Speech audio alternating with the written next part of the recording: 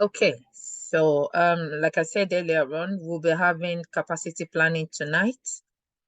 Bear with me, let me just put this on side mode.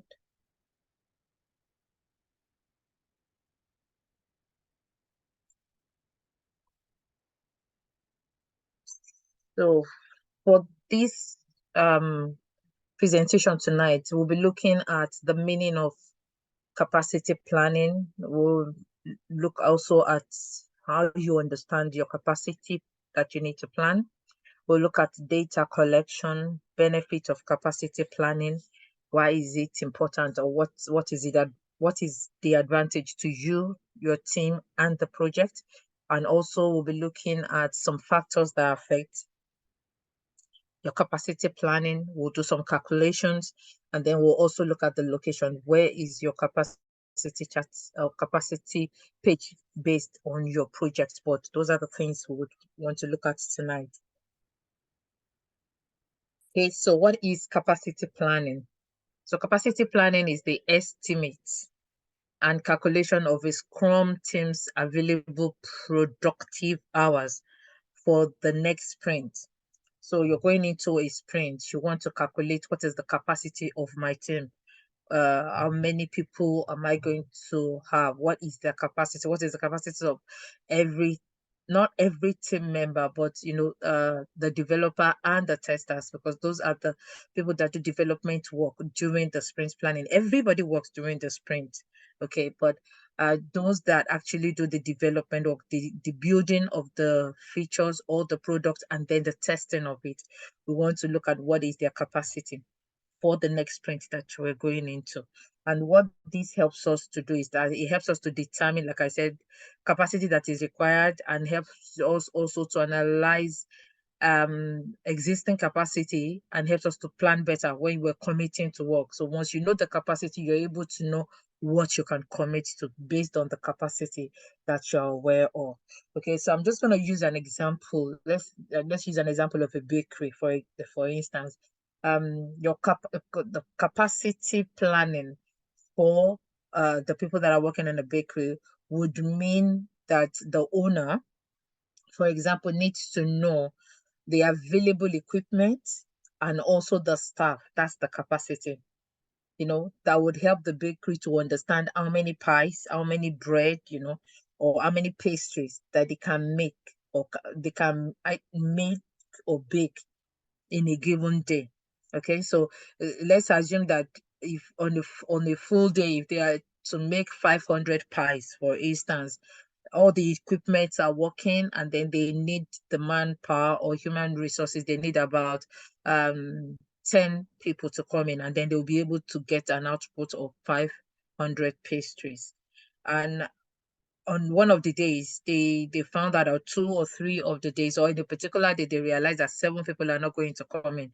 There is no way they're going to get that output of 500, because already they have less than the normal number they have when they are getting that 500. So that is what you're looking, just to give you a simple understanding of what capacity is. So the the the owner of the bakery having that in focus, to say that we were not going to be able to do 500 pastries this time around because 3 of the staffs are not going to be in, and all that. It helps them to plan better.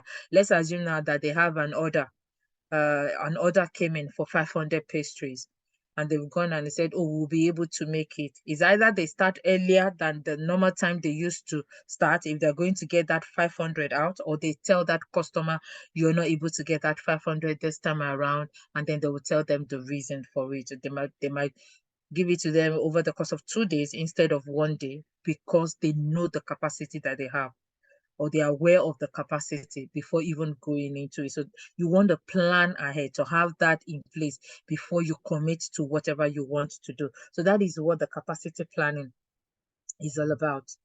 Okay, so we want to understand some few things when it comes to capacity planning. Okay, so team's capacity is based on the team's productive hours. So don't get me wrong, every hour that a teamwork is productive. Once you start working, all your 7 hours from the time you start working by 9 o'clock till you clock out by 5 or 6, depending on the number of hours that the organization has employed you, they are productive. So, but when we say the team's productive hours, it's talking about development productive hours. That time that you're actually the developer is actually coding and developing the product, and the testers are actually testing. That is what is referred to as the team's productive hours. Not that every other time or hours that the team member has is not as if it is not productive. It's just focus on the development aspect. That's why it's termed like that. So once we're going into um, in the course of the presentation, if I keep saying productive hours, that doesn't mean the others hours are not productive. It's just, focus, really focus down to development hours. And the capacity is planned based on the team members' availability. So you can't plan capacity for somebody that won't be there. Okay, if I had taken time off to say, oh, for the next sprint, which is 10 days, I'm not going to be around. I'm taking time off for 3 days. You can't plan work for me for the days that I'm not there. So the planning the team's capacity is going to be based on the availability of that team member, of every other team member, not just oh, this person is part of the team and all that. Even if they're taking time off, you still plan them, you still commit to work with them in view, not thinking about those hours or those days that they would not be around. So it has to be about availability. Then it's done 2 to 3 days before the sprint planning date. You don't want to start planning your capacity on the day of your sprint planning. You don't do that, because you need to know it before the sprint planning day, so that by the time the PO wants you to commit to so much work and all that, the scrum master, that you are already aware of the team's capacity, you're able to say, oh, this might be too overwhelming, we might be over committing to all this work because we don't have the capacity to do it.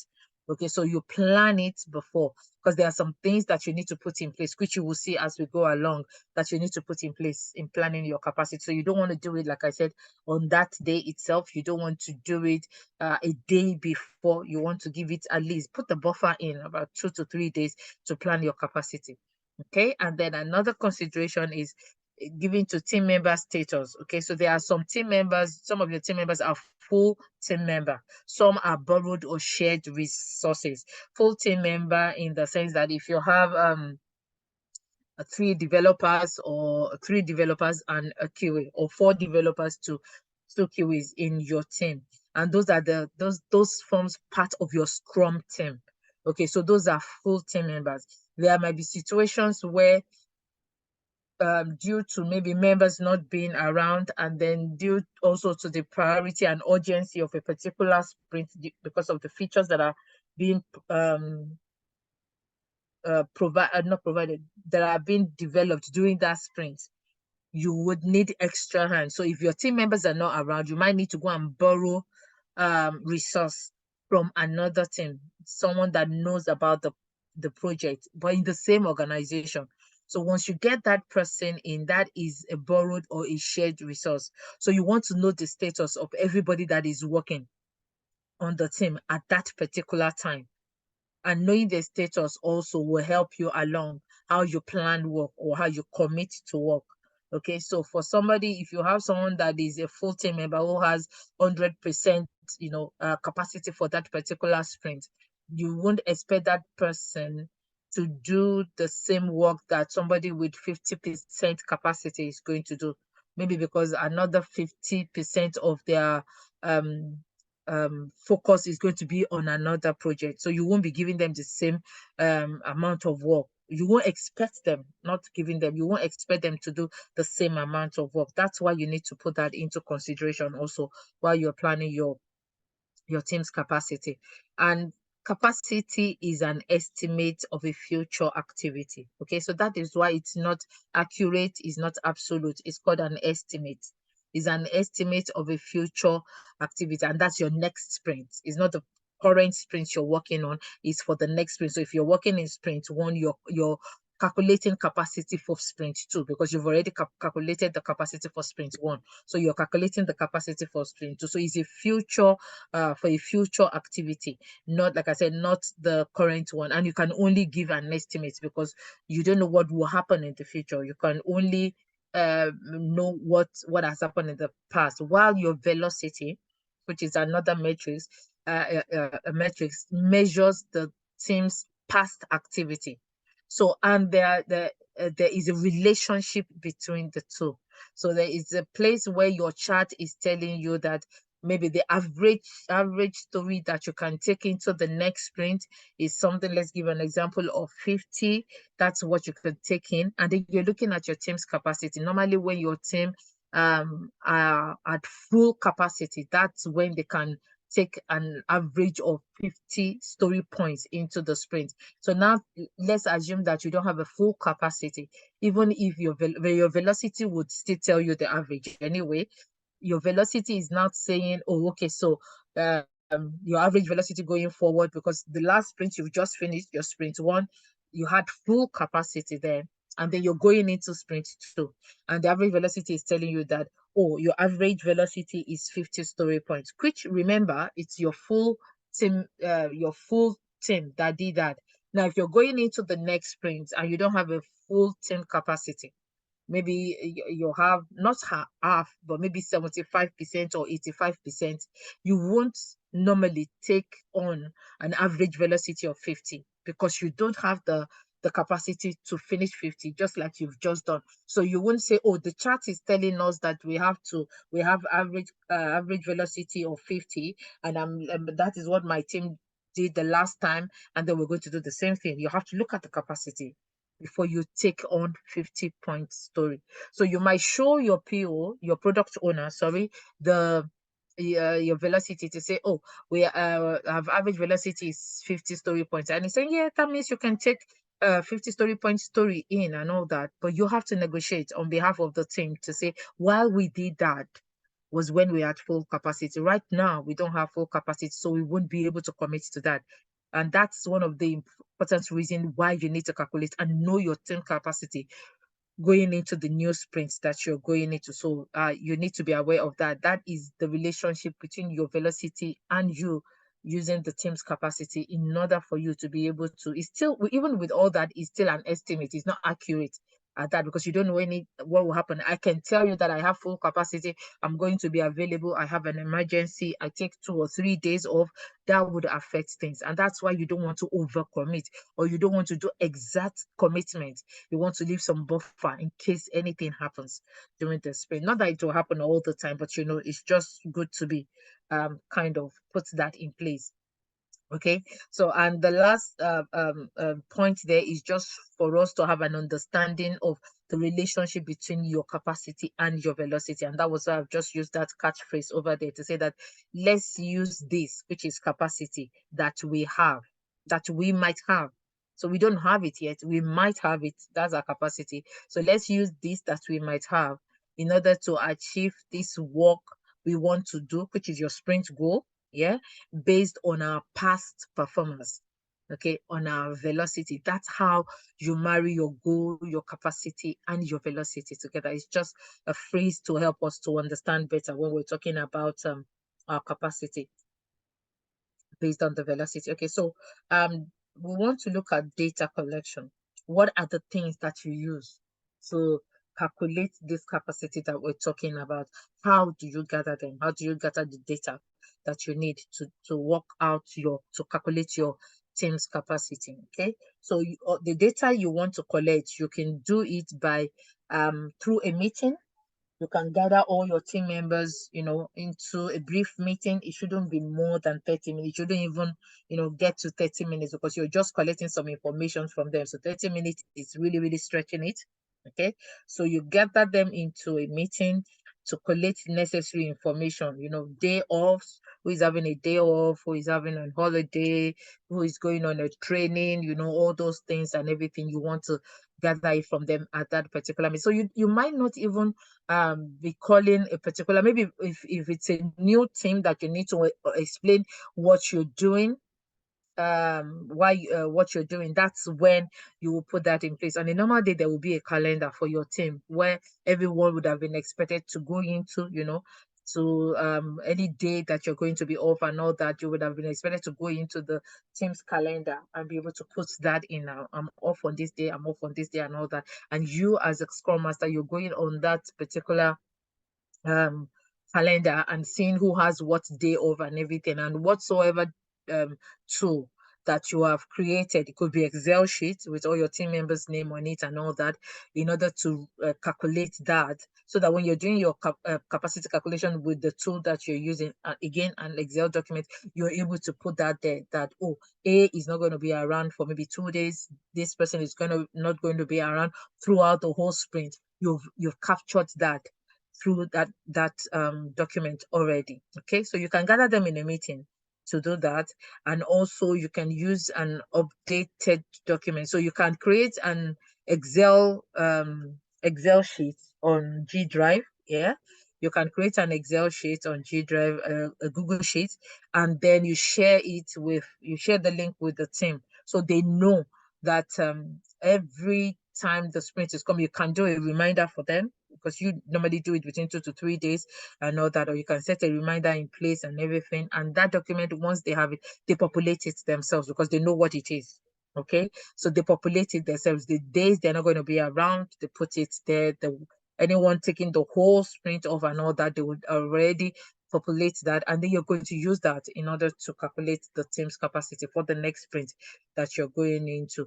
Also, you can train your team member on capacity planning. You need to train them for them to understand why they are, why they're doing what they're doing. And then what training them helps you, to do also is some of them, let's assume somebody has an holiday and kind of they've forgotten and all that. When you train them on the importance and the benefits of the capacity planning, they are aware. You've created an awareness in them, and so they try as much as possible, in order to put that in place and give that information, those data you need, provide it on time for you. Okay, so those are ways that you can collect the data that you need for the team's capacity that you want to do.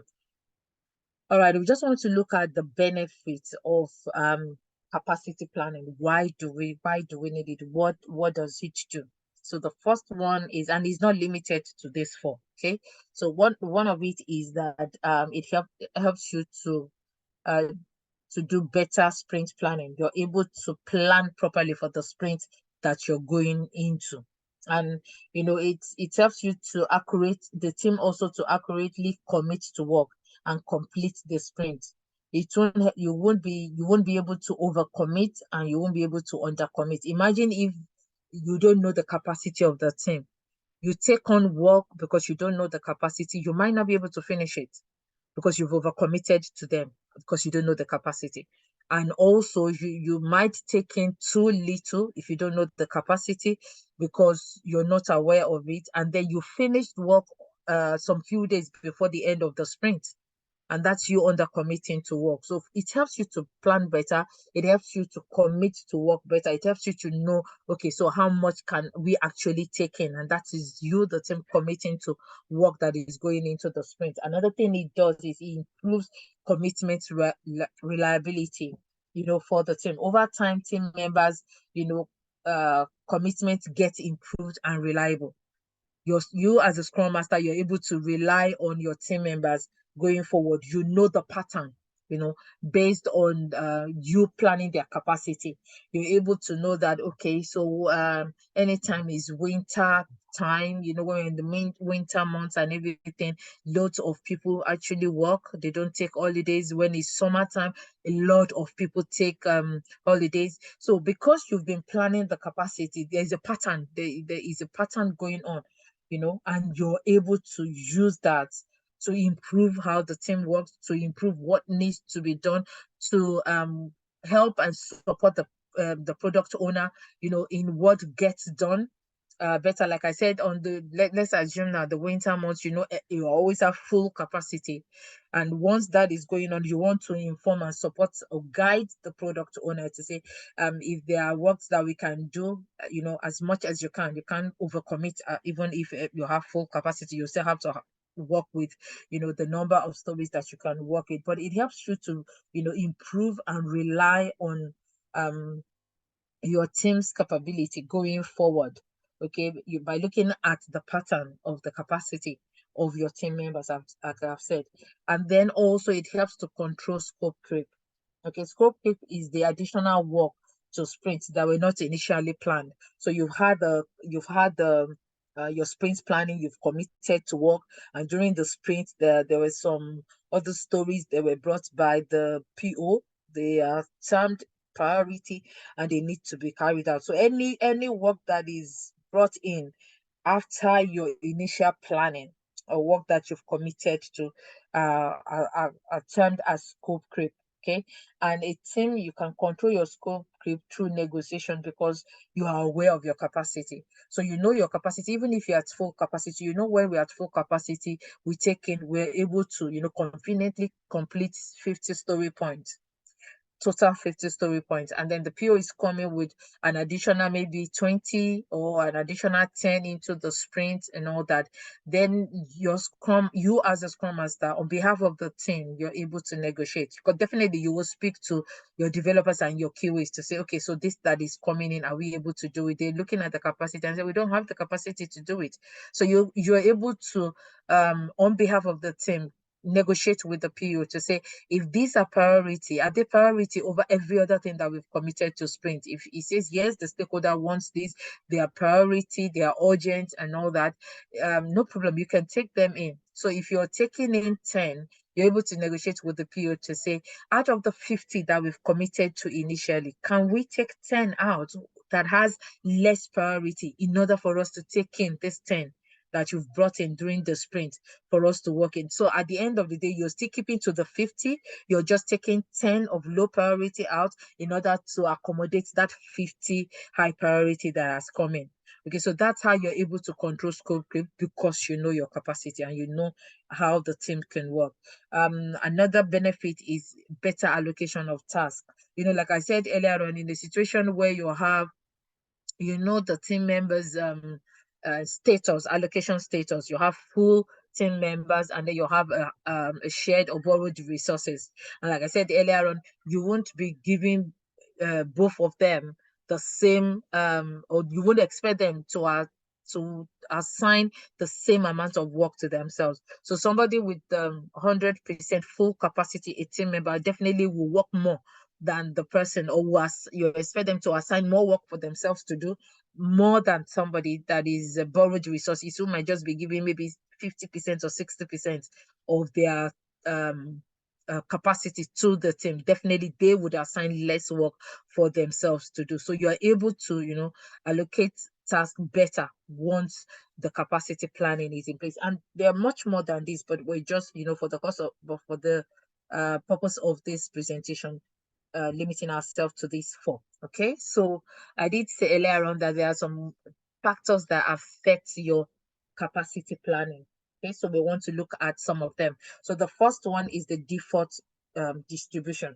So your default distribution is the standard hours you're expected to work as an employee of an organization. So they've employed you, like I said, you resume 9, you close by 5, and that makes a total of 8 hours, including your 1 hour lunch or break time and all that. So that's your default distribution. That is by default when you join the organization. That is the default time, and that affects our capacity, how you plan or calculate your capacity. Okay, so we'll look at how that affects it once we go ahead into the presentation. Okay, so another factor is the Scrum event. So I said earlier on that the productive hours, all the hours you work, all your 7 hours is productive, okay? But when you're calculating your capacity, you're calculating it based on development work that is being done. So every time allocated to Scrum events, your sprint planning, your daily stand-up, your sprint review, sprint retrospective, they are not seen as part of your development productive hours. They are your Scrum productive hours, but they are not your development productive hours. Okay, so that would be another factor that affects how you calculate your capacity. All right, another one is individual full day off. So a team member takes a whole day off for personal reason, and it's a full day, so that also definitely would affect how you calculate your capacity, or will affect, the capacity of the team for that particular sprint. The same way if they are taking a partial day off. Okay, so that also will affect. Maybe they've taken 2 hours or 4 hours in a day, and they will come back. They've taken the morning off, they're going to come back in the afternoon, or they've taken the afternoon off, whatever it is. Once it's partial, that also has an effect when you're calculating your capacity. Also, you want to look at team holiday. The team holiday is like the bank holiday that goes for the whole organization. And let's assume you have 10 days to work, and 2 days has been given of Good Friday and Easter Monday. So those are 2 days off, which definitely would affect, those 2 days work. You can't work on those days. It's a bank holiday. The whole organization is going off. You're going to factor that also into your capacity planning as you go along. And then you look at your focus factor. Okay, your focus factor is the team's capability to remain focused on the sprint goal. That is we're talking about the productive time hours that you actually focus during development work. That is the focus factor, and you want to put that in place also. So what is the team's focus factor? You're going to use that also to calculate your team's capacity as you go along. And there will be other meetings, trainings that are being organized for team members. Apart from your Scrum event meetings, there will be other trainings, ad hoc meetings, Three Amigo meetings, name it. Training meetings that maybe the QA line manager wants the QAs to attend, maybe because there is a new system that the organization is using, and the team members just need to understand that system in order for them to work. And as a result, they've sent them on training and all that. While they are doing all that, they're not doing development work. So that has to be, put into place also. So these and other factors, but these are at least the basic ones that affect how you plan your team's capacity. All right, before we go into the calculation quickly, do we have any questions so far on what we've explained before we go into the calculation itself? Because those are the steps we want to look at now. Any question? Okay, all right, let's go into it then. All right, so there are steps you take into calculating your team's capacity. So we're going to take it, step by step. Okay, so the first step is you need to know the sprint duration. What is your sprint calendar? Okay, so it's 10 days, isn't it? For 2 week sprint, it's 10 days, Monday to Friday, another Monday to Friday, you have 2 weeks. So you have your day 1 to your day 10, the particular days of those sprints. You want to know that. So that's your sprint duration. That's the sprint calendar. And then also we want to look at the step 2 after that is you need to list the names of your team members and then their role. I said earlier on, I said the capacity that you're planning mainly for the developers and the testers. So you don't plan capacity for the Scrum Master. You don't plan capacity for the BA. Can anybody tell me why we don't plan capacity for the Scrum Master? Anyone? Anyone wants to unmute? Why do you think we don't plan capacity for the Scrum Master? They're part of the team. So we should plan for them, but why don't we? They might not be doing work. They are not part of the developing team. They are not doing the work itself. Yeah. Thank you. They are not developing and they are not testing. Okay, that's why. What about the BA? They're the one giving the requirements, basically. They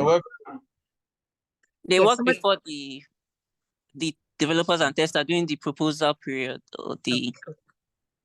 All right, thank you for that. So they work ahead of the sprint. So whatever current sprint you're in, the BAs have finished their work for that particular sprint. So they're working for the next sprint. They're writing story for the next sprint. So they're not doing development work. Having said that though, if your Scrum Master is a developer or a tester, yeah, you would definitely take their own capacity because they will be doing development work, isn't it? It's only when they are not. They are just mainly a Scrum Master. You have some teams where the Scrum Master is also a technical person. He's also maybe a developer or a tester. So they would definitely be working. They'll be doing development work or testing work during the sprint. So they would definitely, that person counts as part of the developers that are working. But when they are not, when their role is just solely Scrum Masters, we don't take their capacity. We don't take capacity for the PO. We don't take capacity for the BA. So thank you for that.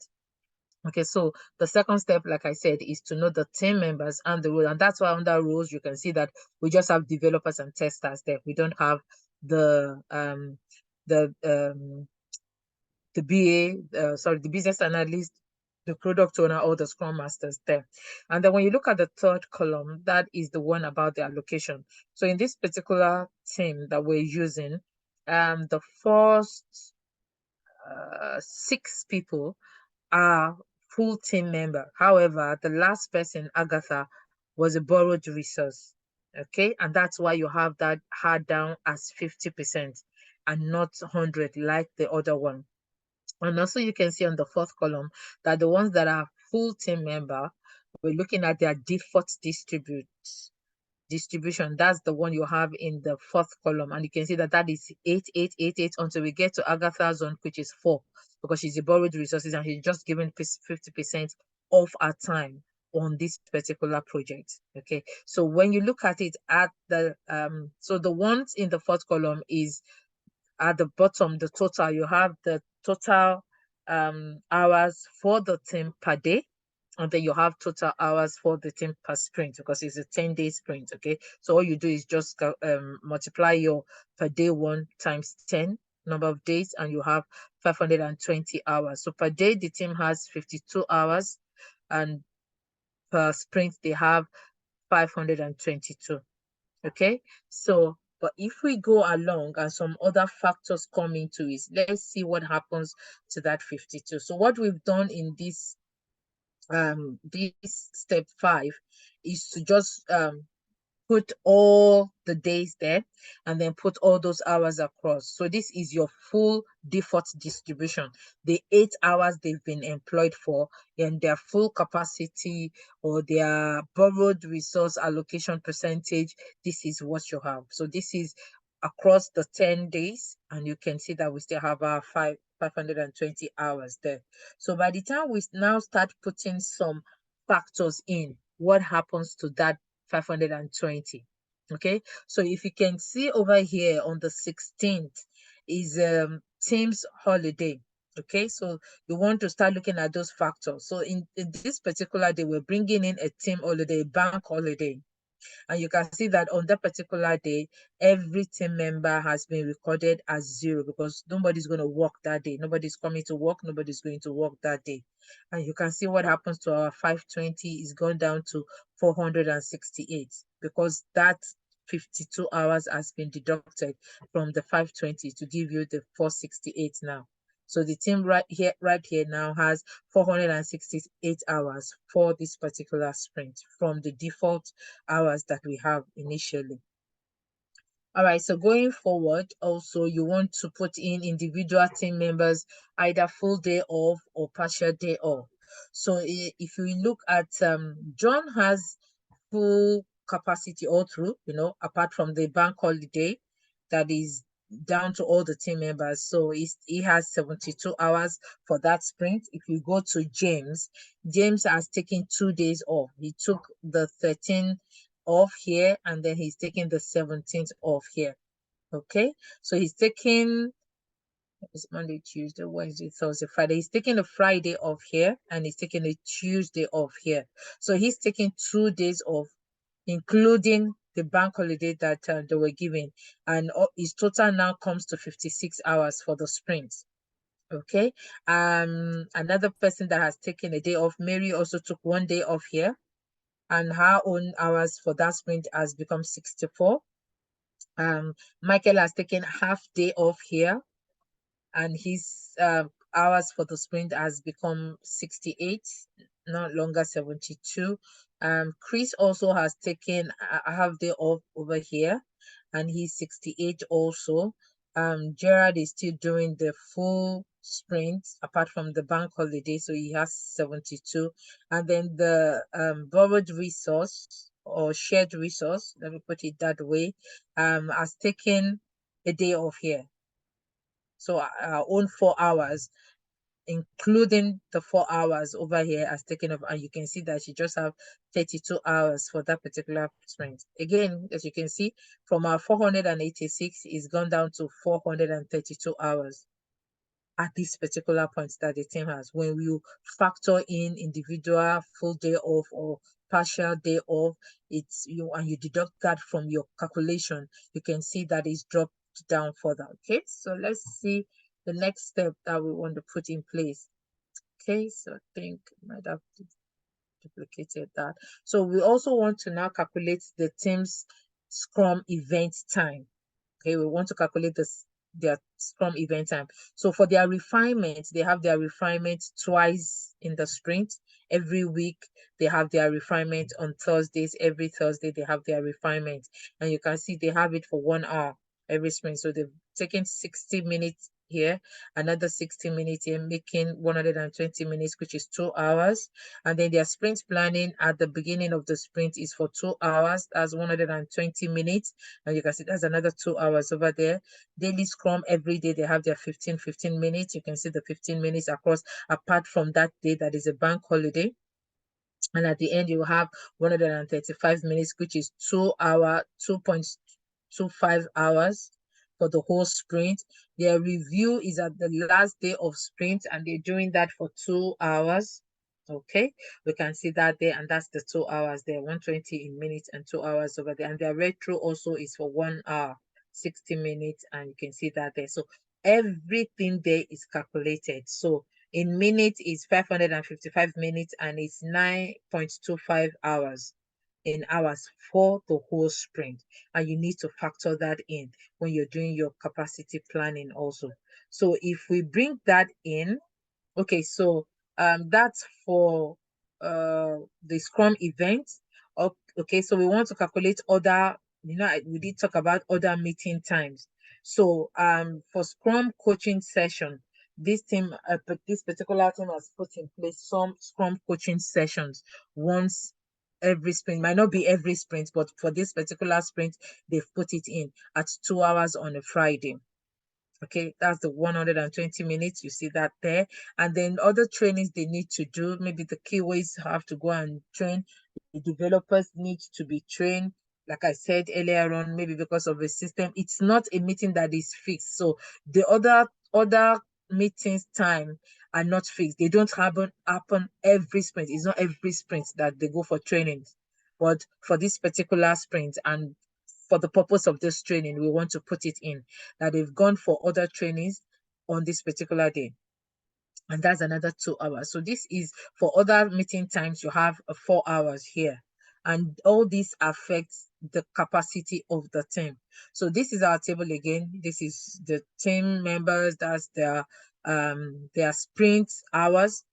After removing all their the bank holiday, the partial day off, the full day off, this is for everyone. This is the hours they have for that sprint. And this is the Scrum event that we've calculated, the 9.25 hours per sprint. And this is the other meetings that we have, the 4 hours.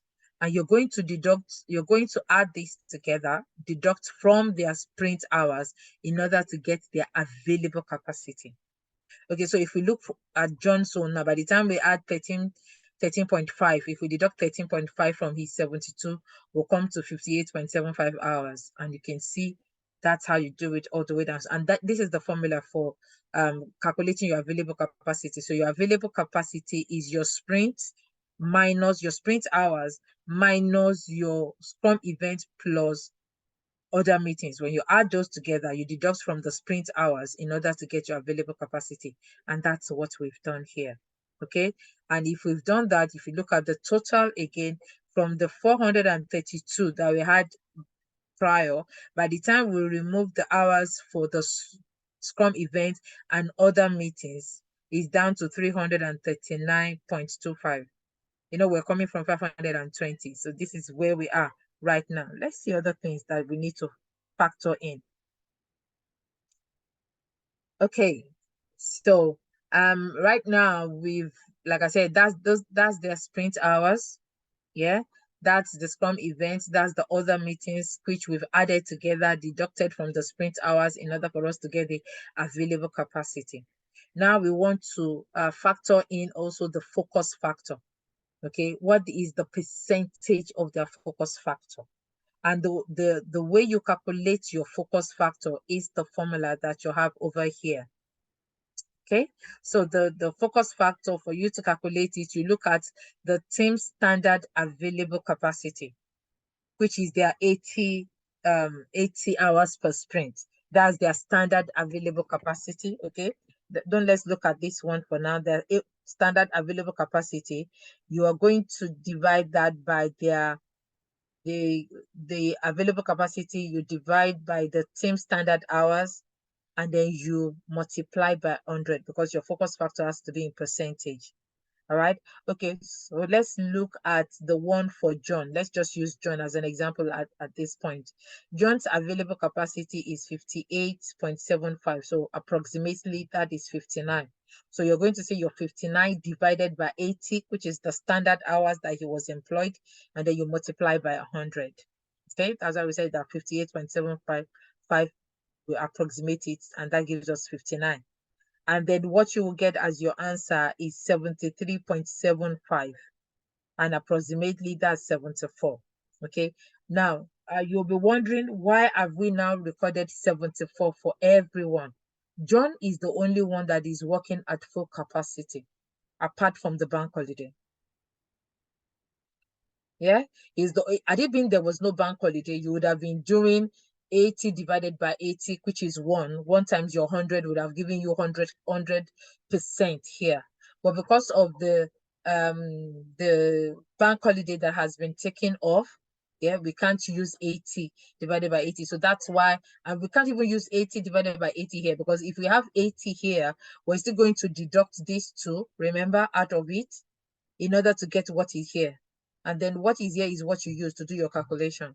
So because John didn't take any day off apart from the bank holiday, which is not his fault, everybody was given the bank holiday, we're using that 72 in order to do our calculation. So that is the basic or the standard percentage. And that percentage has to be the same all through. So we can't use a different one for John and use a different one for other one. Like I said, him and Gerard are the ones that are giving their full capacity throughout the sprint. They didn't take any time off, any day, partial or full day off. The only time they took off was just the bank holiday that was, given for everyone. So that's why the focus factor is 74 all the way through for everyone. Now, for you to get the real capacity, yeah, which is the productive hours that we're looking at for this team to work, for you to get that, you need to now have another formula to get your real capacity, and that's your available capacity times your focus factor.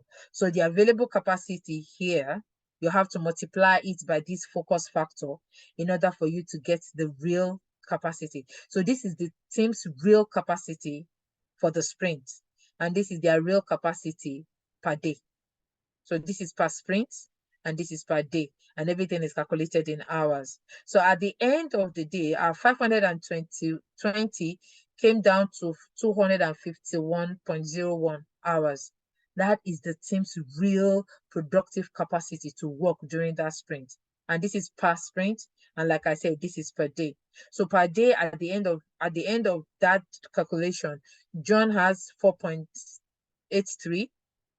And you can see how it's going. For every other person that took a day or 2 days or 1 day off, you can see how that came down to. And then it's 27.83 per day. That's their capacity per day. And this is their capacity per sprint in hours. All those factors, we've put them in place, we've used them, and this is the number we came down to at the end of that. Okay, so let's see if there was no let's assume there was no bank holiday. This is what this chart is doing. You know, the previous one, there was a bank holiday that made this be 72. So let's assume there is no bank holiday, number one. Let's assume nobody took any time off. Everybody worked during that sprint, because you would have situation where your team is working at full capacity for that particular sprint. Nobody took any time off, no holiday, nothing. They were all there the 10 days. There's no bank holiday also. So you will have your total 80 there, 40 also there for Agatha because she's still a borrowed resource. And then you'll be able to deduct your Scrum event and other meetings event from that. So 13.25 will be deducted from the 80 in order to get 66.75.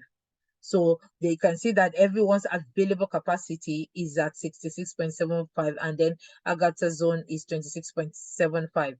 And if you to get your focus factor over here also, you're going to approximately turn this to 67, and that's what we have here. 67 divided by 80 times 100 will give you that's a 66.75 that we've approximated to 67, and then what that gives you is 83.75.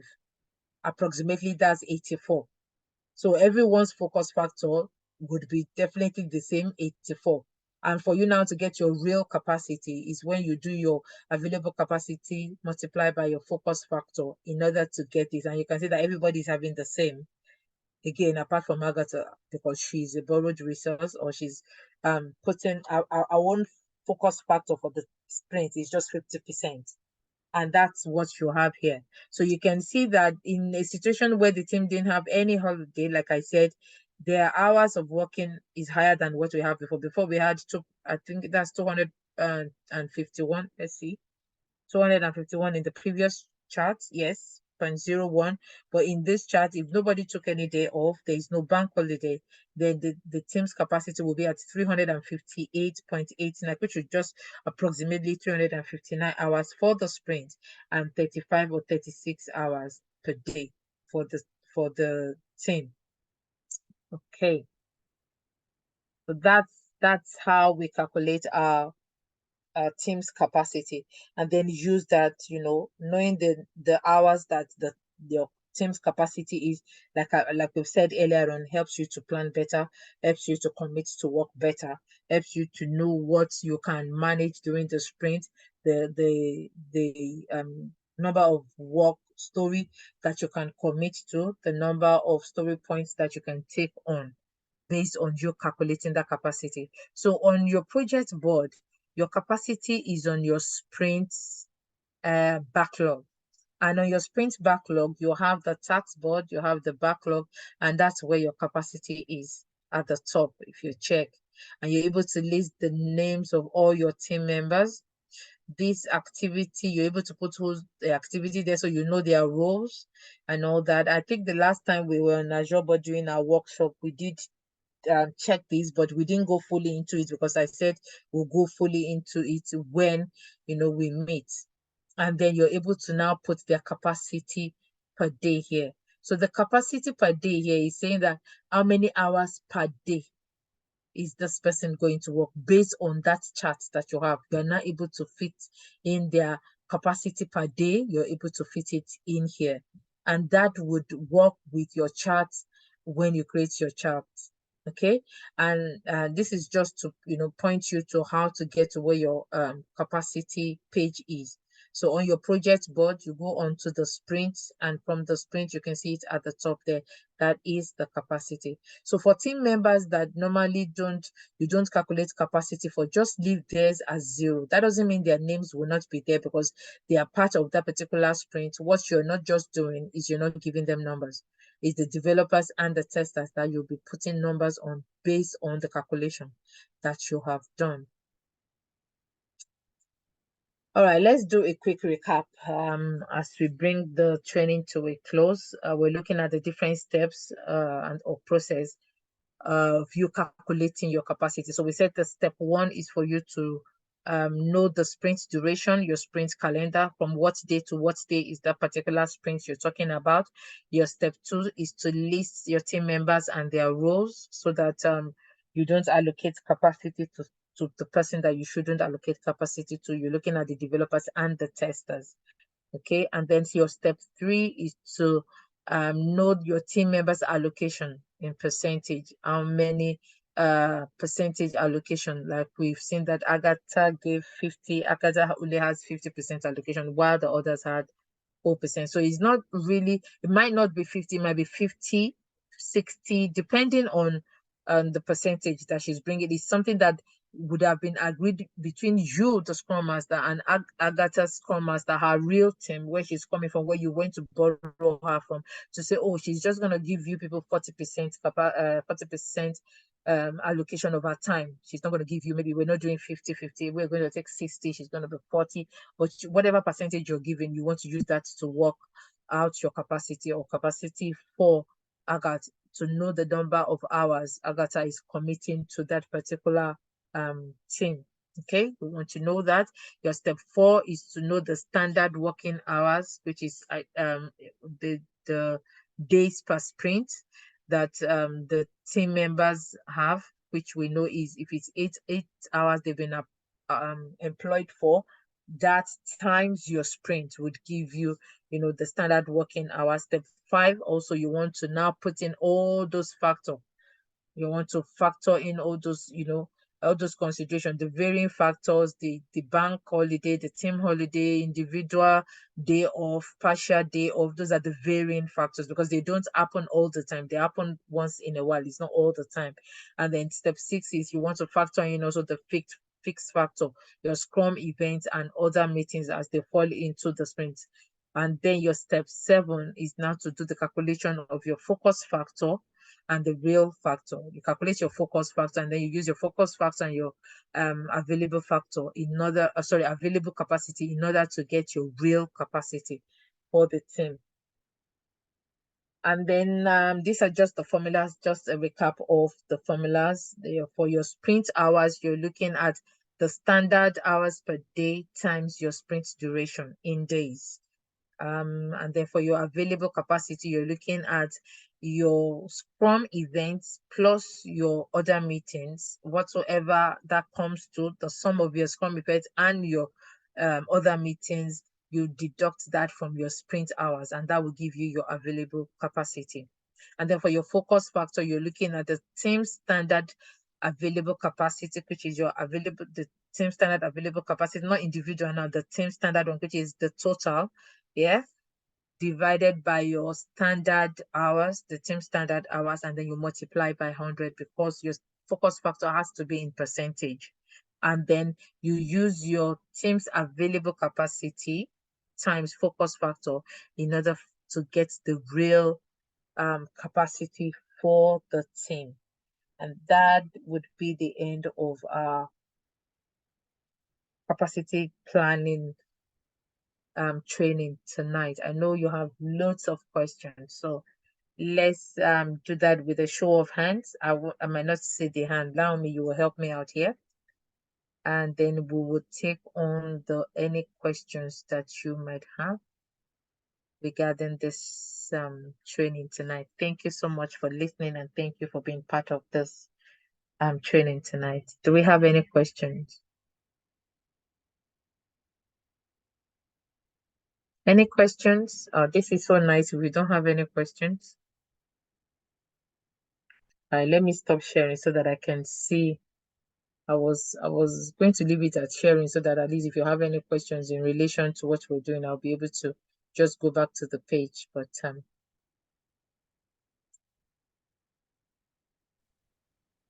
okay, we have 23 people on call and nobody has any questions. Good evening. Good evening. That is Ade. Okay, so Ade, Amanda raised her hand before you said good evening. Just raise your hand so that I don't forget that you have a question, okay? Raise your hand, Ade. All right, Amanda, let's go.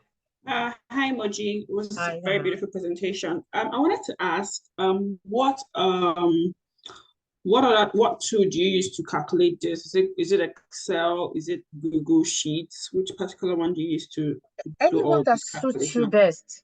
I used the table format in PowerPoint because I wanted to do a presentation. You can Okay. use an Excel document. You can Okay. use a Google Sheet, because then if you use a Google Sheet, it's just for you to just make some changes, some few changes, during Yeah. the sprint as you go along, which helps you to edit easily and better. So Okay. whatever Okay. Thank you. whatever suits you, either a Google Sheet or Excel document, you can use either. Okay. Thank you. You're welcome. All right, Abdullah. Just a quick one. Has there ever been a time where like everybody kind of got sick and the whole sprint was like put on hold?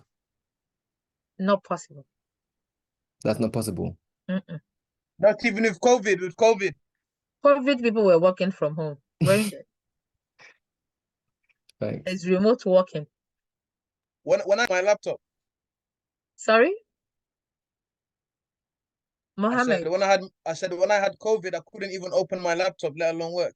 To be honest. Is it possible for every team member to have COVID? Do you think?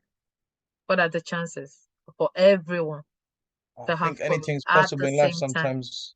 Moji, trust me. Well, you're right. Everything is possible under the sun or under the sky. But let me just say, I've not been in that situation, and I doubt if. Well, it's good for us to think that way, really, because we're talking about uncertain environment, isn't it? Mhm. And Yep. it's agile. We should be able to adapt if anything happens. Yeah, Exactly. if it's well, you're talking about COVID and we're talking about a matter of life and death. That was what COVID was then. So I would think such a situation that has to do with life and death we can actually halt a sprint. Okay, Ade? Good evening. During the setup last time during the workshop, you showed us some graphs like we could add to the Azure board. So part of the things you put was like I don't know, is there a way we can use the board to get these things you taught us? Maybe the system automatically calculates based on the way we work on the board. Okay, so share your screen and we'll see. Let's see. Don't let me see it. Let's see it, because seeing is I'm not really using a system now. okay. So for us to do that, somebody has to do that. I don't want to keep sharing my screen. Let's use ourselves. Yeah. If anyone wants to do that, so that we'll see. But the only thing is, we can go through. Okay, I would have said we can go through the training projects that I set up for Azure DevOps setup, but it has not been put in sprints. So we might not be able to see that. The only thing we can see on that one would be we can add capacity for the team I have on them, but because we didn't set the sprint, you might not be able to see that. Okay. John, while you're asking your question, let me share my screen and see if we can just quickly do a sprint and then see how your capacity pans out. You can go on, John. Let me open my project. Yeah, my question is when the team, when we are doing our sprint planning, we don't measure in time. We measure in the Effort. sorry, we measure in what's it called now? In effort. Okay. Yeah, but now, since we've been talking about time, because you were very particular about not measuring in time. How long would it take for the developers to actually to actually develop whatever they are developing? But so what is don't they contradict or conflict? That is my Okay, so you're mixing two things together, and I knew this was gonna come. That was why I explained about your average velocity, which is your story point, your effort, and your capacity. And that was also why I used the bakery, the simplest that I felt I could use to explain.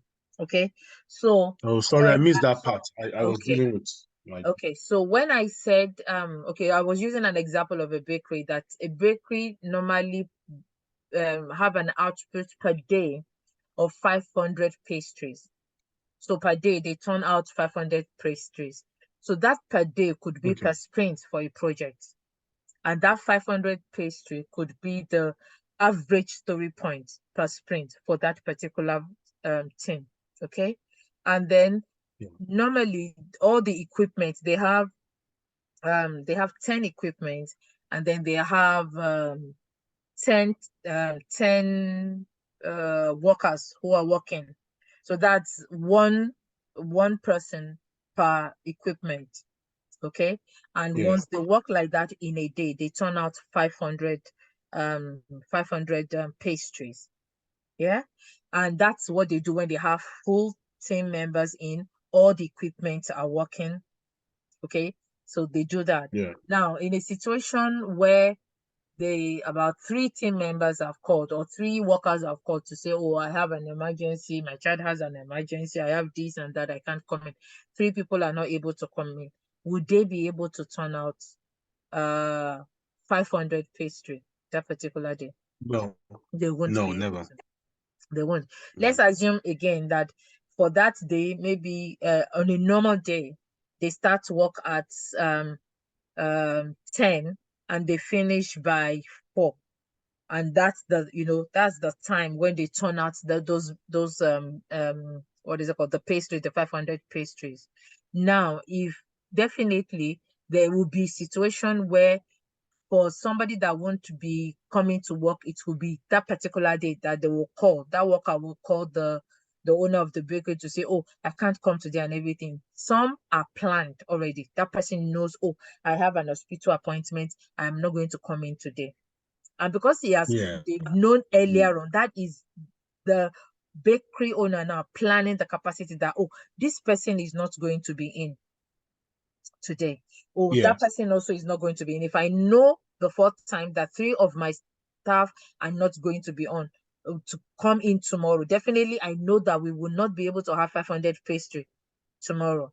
And there is a customer that normally comes to collect 500 pastry in order to sell in a store or the supermarket and everything. So what are the things that bakery owner needs to put in place? Is it going to tell the others that instead of coming by 10, come by 8 or come by 9? It doesn't happen during the sprint. I'm just telling you the plans that you need to put in place. If you know your team's capacity, you're able to plan the number of work that would happen during that day. Am I making myself clear? Do you understand now? Yeah. Okay. Yeah, it's fine. Yeah, that's why you plan. So what you have, the total number of that output is your story point. Okay, is the average, that's the average velocity. And then you knowing your capacity will determine, are we able to make that story point, that total story points in this sprint we're going to? Are we able to commit to that? If we're not able to commit to that, then we want to negotiate and reduce things. That bakery owner also, if he still wants to keep to the time that his worker are working and all that, can tell the owner of that supermarket also to say, oh, sorry, by tomorrow or in the next 2 days, you might not get an output of 500 that we normally provide for you because some of my staff members are not going to be in and everything. And then they're able to calculate and tell them, oh, you might be able to get an average of maybe 400 pastries and all that. And the person said, oh, that's okay, that's fine, because they've planned. Do you understand? And because of what they are aware of, they're able to plan better in order to achieve what they've put in for that particular day. And that's what you do with your capacity planning. You know your velocity, you know the capacity going into that sprint, and then you're able to plan better. All right. Okay. Thank you. All right, you're welcome. All right, so like I said, okay, so this is your capacity, this is your sprint. That's once you come on your sprint. Okay, so I'm just gonna take it back to there. And then you find your sprint over here. So you go to your sprints. Right, come back to that now. So I've got a lot of things open, so my system is slow. So normally when you come on your sprint, this is where it lands you.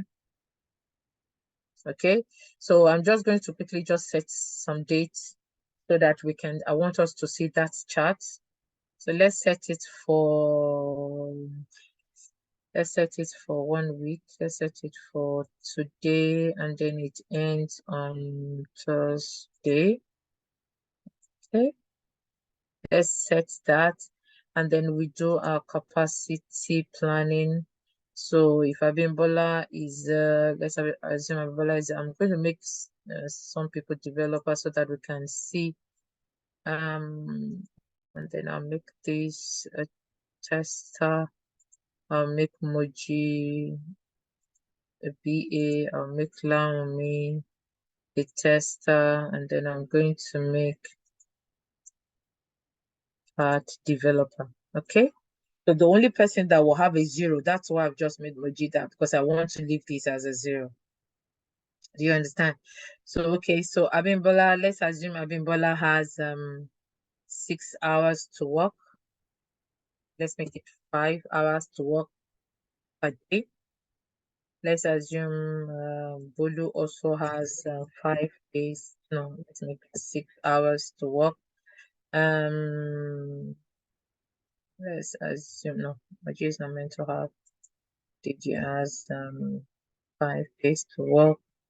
Alani has, let's make all of them 5, and then we're going to go and reduce the okay, and then I'm gonna make that also 5. Okay, so Abimbola is working full speed. She's not taking any day off. Bolu is taking a day off tomorrow or on Monday. So Bolu is taking a day off on Monday. So she's off that day. You can see it's saying total 1 day. We've put that in. And it is working full day also. Let's see, Lami is taking 2 days off. So she's taking Monday off. Sorry, bear with me. So she's taking Monday and Tuesday off. She's taking Monday and Tuesday. That's 2 days off. And then Pat is working full day also. There is no bank holiday. So if there's been a bank holiday, this is where you record it. You can see team days off.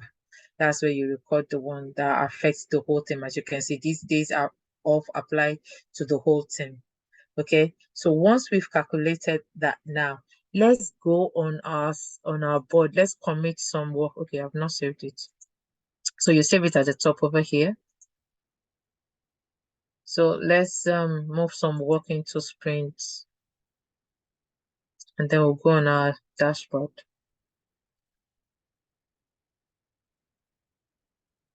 Okay, so I think we don't have much story. We might have to quickly create some stories. All right, let's do that. Let's just create some stories quickly. So I'm just going to create the user story, and then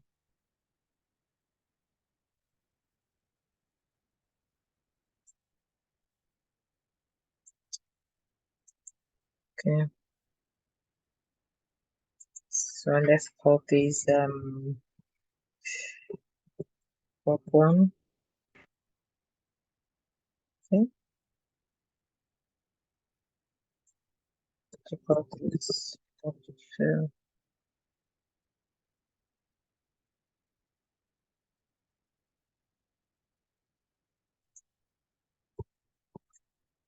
Work 3.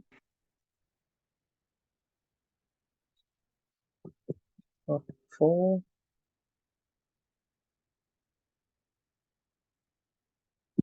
Work 5. Normally, this is not how you create user story, but I know work 6.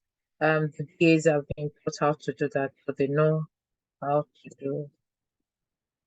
And then work 7. Okay, I'm going to leave it at that. So let's assume we're taking everything into sprint, or let's take 5 of them into sprint so that at least we have something in our backlog. Okay, so we've committed to it. If the BAs have written the stories, they've been approved by the PO. Okay, and then we're just going to do some. We said 5. Okay, that's 4. Let's take this into that. So this is what we've committed to. Before we commit to it, we have to do our estimate, and this is not how you do your estimation, but just quickly, because of what we want to see on our charts, I'm just going to estimate those different numbers. Let's pick it 2. Let's pick another 3. And then let's make this 5. Okay, so we've committed to that, and then we're just going to move them to our sprint.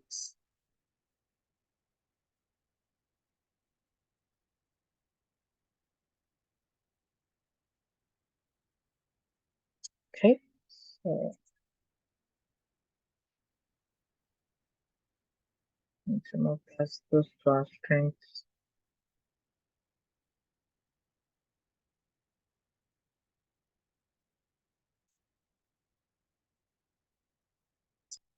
So we've moved all those to our sprints. Let me open this up, should be able to see the sprints. Okay, so those have been moved to our sprint. So if we go on our sprint now, we should be able to see them on the sprint.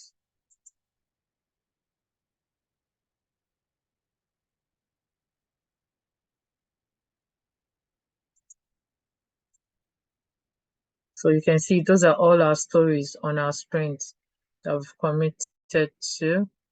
Let me change this one from UAT done. Bring it back to committed. So your developer comes and creates their own task against that story. The tester comes also and create their testing story against it. Writing just dev and task is not the proper way. You have to write specifically what you're doing, because this is your task that is talking about the specific activity that you're doing against that particular story. Okay, so that is what that is, and then you want to assign it. I think one of the testers, one of the developers.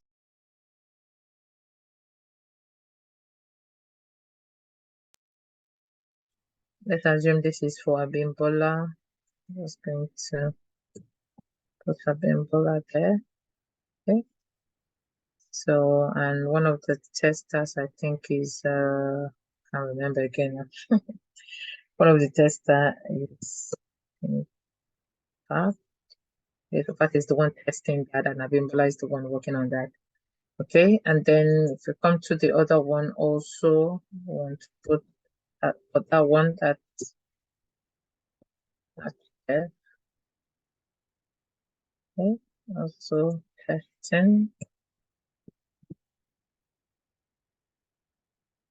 I'll sign it later on. Let's just create them first.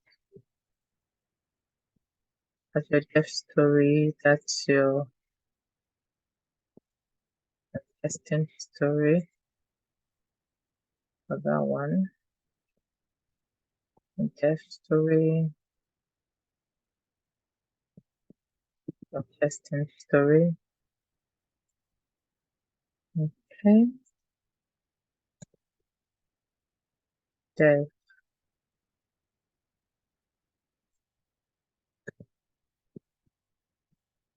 Testing.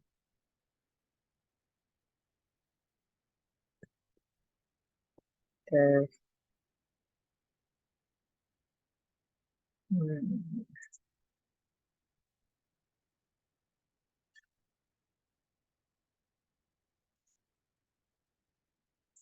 That will be your testing story for that one. Okay. All right. So bear with me. Let me try and reduce this a bit. Okay, better. Okay, so Abimbola has looked at this and said, okay, for me to develop do this development work here, it's gonna take me 5 hours to do. Okay, part is looking at the testing and say to take me 3 hours. Can you see that for your story point, you estimate in effort, so you don't, it's not in days, it's not in hours, but for your task, you estimate your task in hours. And as you can see, the moment I'm putting the numbers there at the top, you can see it's saying 8H, that is 8 hours. And even in the story, you can see it's putting the hours that these activities are going to get done for that particular story.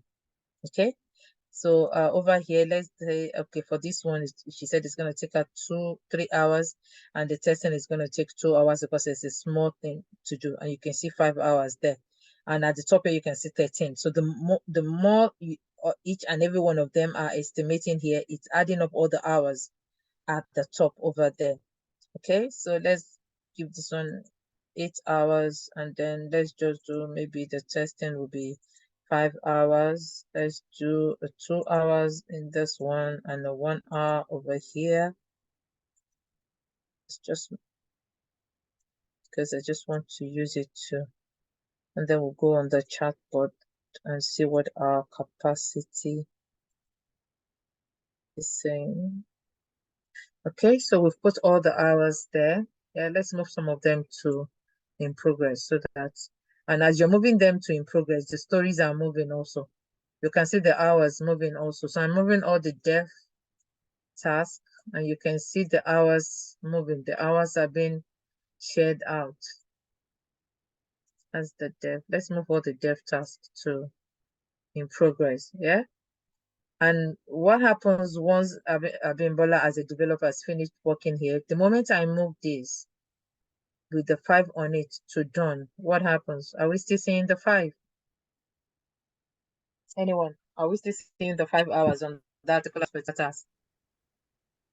Hello? Yes, I think it's Can true. you still see the 5 on the done when it is in done? No. Yeah. Yes, we can still see the 5 hours in progress. No, not the one in progress. I'm talking about the one in the task that has gone to done. Can you still see the 5 on it? No. Anyone can tell me why we're not seeing it? Because it's been completed. There's no time. It's been used up, so it's not showing anymore. It's been used up. Okay, so let's just leave the board this way, and then let's go to our dashboard.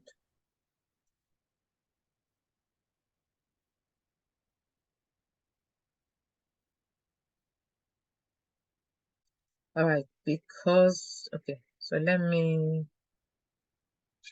the burn down. Let me configure the burn down again now because it's picking the wrong days.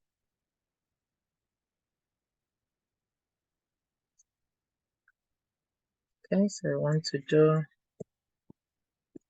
print 1 burn down.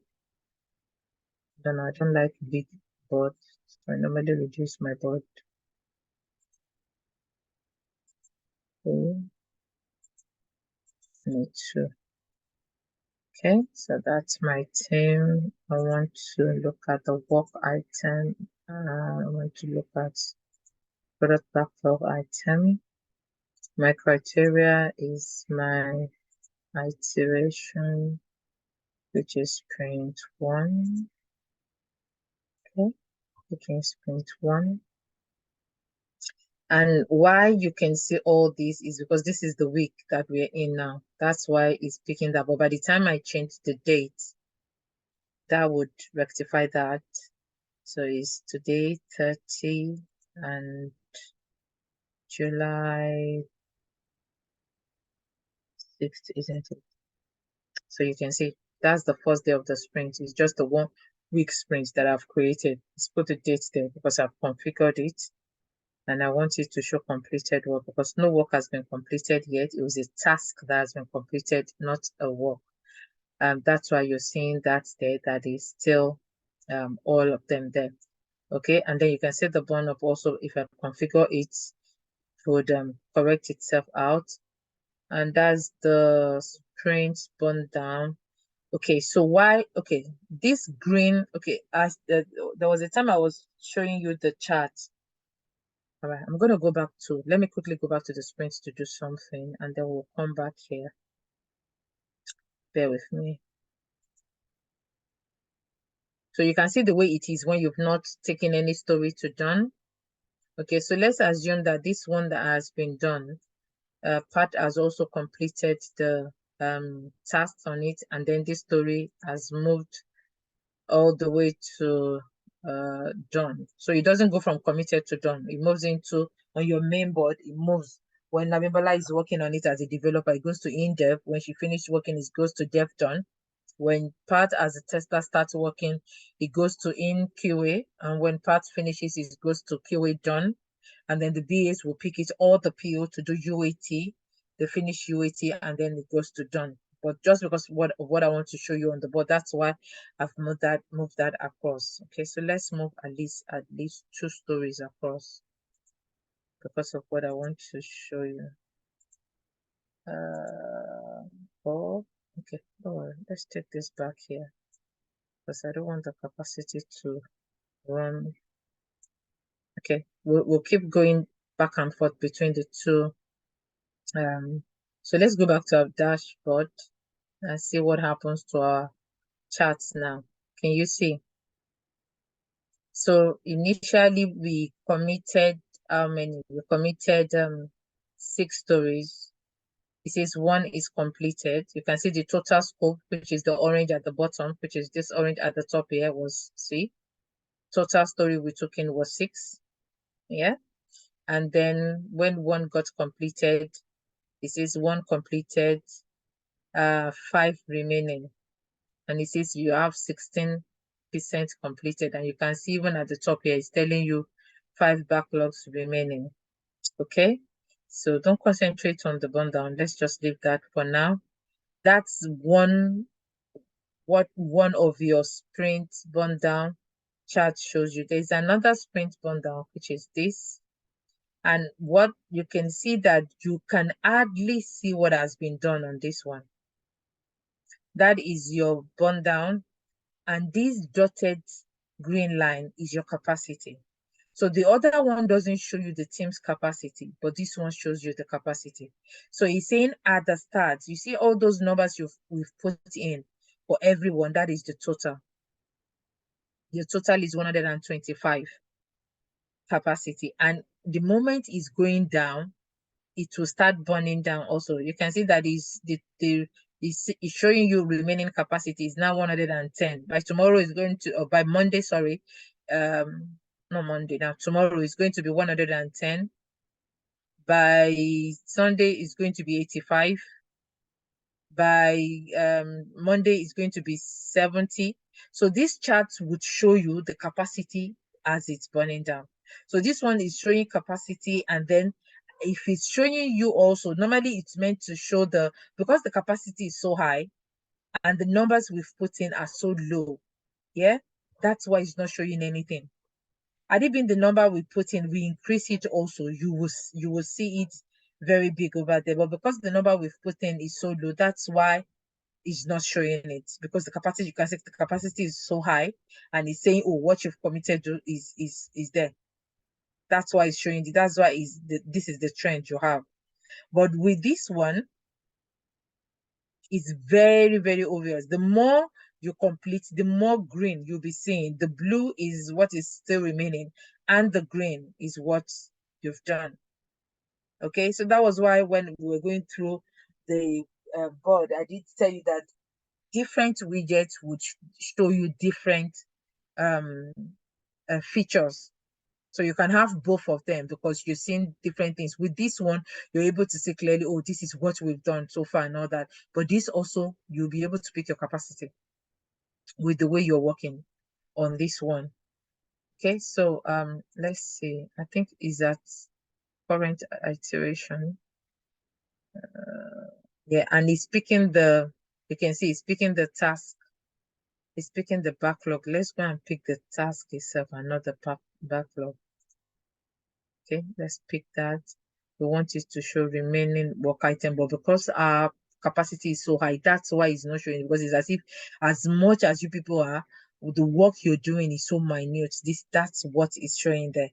That's why you can't see, kind of anything for now. And then the date, if you leave it at current iteration, it would be putting the date itself because it's real time. Okay. And then you can show non-working days. You can show we can show resolve work item. We can leave that one. So if we save it as this, that's what you will see. Okay, so that is your capacity being calculated now over here. Yeah, that is the chart, the widget for your capacity. Okay, so the whole capacity we've calculated is 100. No, this is not the capacity. This is the estimation on the task that you've done. So all those hours we've put in those tasks that we've created and all that, that's it, 160 hours. The ones that we've taken to done, the two that we've taken to done is the 26 he's looking at. And that is an overview of your sprint. So he's saying 6 days remaining, and look at, he said we've completed 3, it's still remaining 10, and 5 work item has not started. That this calculates all the work item types that you have there. The product backlog item, your task, if you have a bug and all that, this will be calculating that. So you keep seeing these as you're going along during the sprint. And then this is your velocity. This is what we planned. We planned to do 6. We've completed 1, which is that one that we've taken to completed. And then you have 5 remaining. Now, because it's the first sprint, it's not showing you average velocity.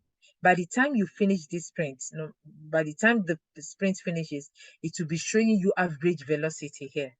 So if it is that first sprint 1 that you did is at full capacity, or your full team members, whatever that average velocity is, your velocity is calculating the pace at which your team were working. Is looking at the work progress, the pace at which they work, what was completed, what was planned versus what was completed, and the pace, the speed at which they work. And then it will give you an average velocity to say, at the way you people worked in sprint 1, going forward, this is the average velocity of work items. This also you can change it to, you can configure it to be story points instead of work items. So the work item can be PBI, and you know it's on your PBI that you have your so you can have, that's work item, you can have your sum of efforts, which is your story point. Okay, so it will calculate efforts. You can see it's changed to efforts from work items. So you can use it to calculate your story point. So once you configure it to calculate your story point, what it's telling you is that going forward, this is the average velocity. If you use it to calculate your PBI, what you're saying is going forward, this is the number of stories that you should be working on during the sprint. That is your average velocity, and that is what you want to look at. And then look at the capacity of your team's capacity during that sprint when it gave you that average velocity, and that's what you want to keep to. But you keep on improving and getting better, and you know that the more your teams are working on a particular project, the more they are getting better. So the more your velocity will be increasing. So that average velocity will be increasing as you're going on. You might have committed to maybe an effort, or we see 23. We planned 23.